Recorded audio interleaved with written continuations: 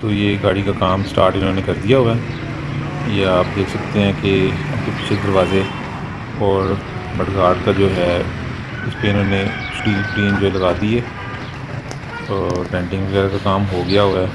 अब ये पेंटिंग का काम जो है ना स्टार्ट हो गया है।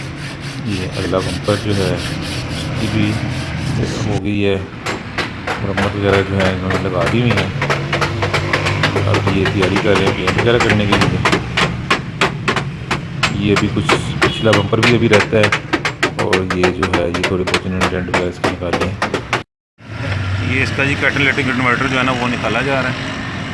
इन्होंने बताया जी कैटालिटिक कन्वर्टर की जो है ना वो सफाई होगी, और इसके अलावा ये है जिसका कैटालिटिक कन्वर्टर, ये इन्होंने दिखाया अंदर बहुत कचरा है, इसकी केमिकल के ज़रिए ना सफाई होगी जिसकी वजह से ना इसकी, और इसके अलावा इसकी ट्यूनिंग होगी।